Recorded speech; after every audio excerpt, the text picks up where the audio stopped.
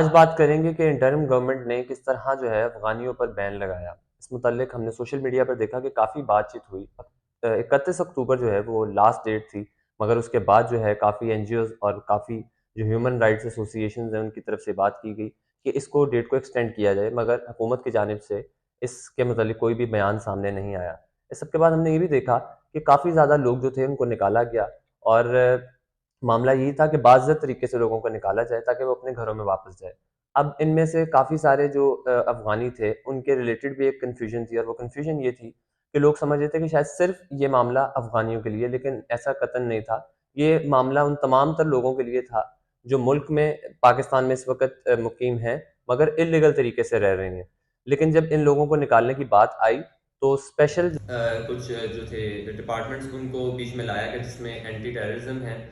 جس میں C T D ہے، اس کے علاوہ 2-4 ایجنسیز ہیں جن کو انوالو کیا گیا، اور ان کا کام جو ہے وہ یہ ہے کہ ان لوگوں کو باحفاظت طریقے سے رکھیں گے اور ان کو ایک ایک کر کے بایو میٹرک کر کے طریقے سے ان کو افغان بارڈر پر چھوڑیں گے۔ لیکن اس سب کے بعد جو ہے ایک اور معاملہ اور ایک کنفیوژن تھی جو لوگوں میں دیکھی گئی، وہ یہ تھی کہ شاید ان لوگوں کو نکال دیا جائے گا اور انٹری پرماننٹ بین کر دی جائے گی، اور بہت سارے لوگ ہیں افغان جو اس وقت پاکستان میں رہتے ہوئے کاروبار بھی کر رہے ہیں اور مختلف معاملات دیکھ رہے ہیں، ان کی جو نسلیں ہیں وہ اس وقت پاکستان میں رہ رہی ہیں۔ وہ لوگ پاکستان کو اچھا سمجھتے ہیں اور طالبان سے نفرت کرتے ہیں اور پاکستان کے حق میں بہتر سوچتے ہیں، لیکن مگر اب تک جو ڈیٹیلز ہیں وہ یہی ہیں کہ حکومت کو جو ہے وہ ایک خطرہ نظر آ رہا ہے افغانیوں سے، اور اس سب کی وجہ یہ ہے کہ اگر آپ ریکارڈ دیکھیں جو ماضی میں ریکارڈ تھا، تقریباً 24 خودکش حملے جو تھے ان میں سے 14 کی جب انویسٹیگیشن کی گئی تو اس میں سے جو 14 لوگ تھے وہ افغانی نکلے۔ تو حکومت کو جو ہے وہ ایک طریقے سے جو ہے وہ خوف زدہ ہے، حکومت ڈر رہی ہے، حکومت پہ بھی ہیش ٹیگ نمک حرام کا ٹرینڈ چلا، اور اس کے بعد کاکڑ صاحب کو بھی اس بات کی یقین دہانی کرانی پڑی کہ ایسا جو واقعہ پیش ہونے جا رہا ہے وہ حقیقت ہے۔ اس سب کے بعد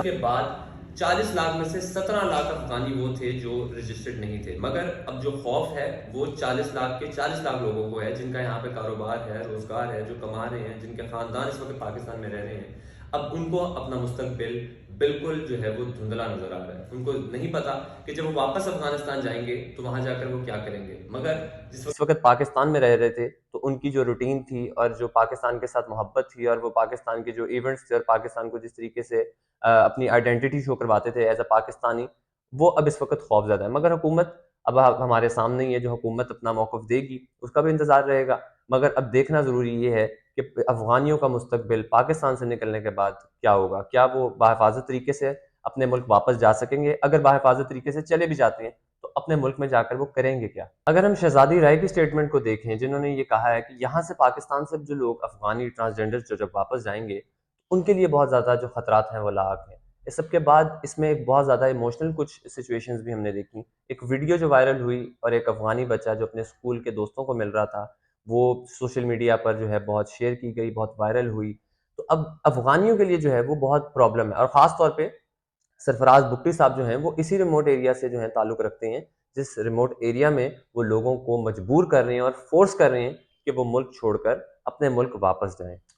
تو بات کرتے ہیں کہ معاملہ شروع کہاں سے ہوا۔ تو معاملہ شروع سب سے پہلے تو ضرب عضب آپریشن کے بعد، اور دوسرا جب طالبان کابل پہنچے اور کابل سے جب لوگ اپنی جان بچانے کے لیے پاکستان لوٹے تو وہ صرف پاکستان کے ہو کے رہ گئے۔ جب پاکستان آئے تو انہوں نے پاکستان کو بہت کچھ سرو کیا اور پاکستان نے ان کو اپنے ساتھ رکھا اور ان لوگوں نے یہاں پر رہتے ہوئے کاروبار کیے، مگر پھر اچانک انٹرم گورنمنٹ جب آتی ہے اور وہ دیکھتی ہے کہ ہم سے کرائم ریٹ جو ہے وہ سنبھالا نہیں جا رہا، اور اچانک وہ یہ فیصلہ کرتی ہے اور بیٹھ کے اس ایپیکس کمیٹی میں جو ہے وہ فیصلہ ہوتا ہے کہ افغانیوں کو یہاں سے نکال دیا جائے۔ جب نکالنے کی بات آتی ہے تو سب سے زیادہ مسئلہ افغانی ان لوگوں کو ہوتا ہے جو ملک سے 40 سالوں سے یہاں پر رہ رہے تھے۔ جب پاکستان میں رہ رہے تھے تو ان کے کاروبار بھی ادھر تھے، فیملیز بھی ادھر تھیں، اور سارے معاملات وہ پاکستان میں ہی دیکھ رہے تھے، مگر اب سب سے زیادہ مشکل ان لوگوں کے لیے ہے کہ وہ اپنے ملک واپس جا رہے ہیں،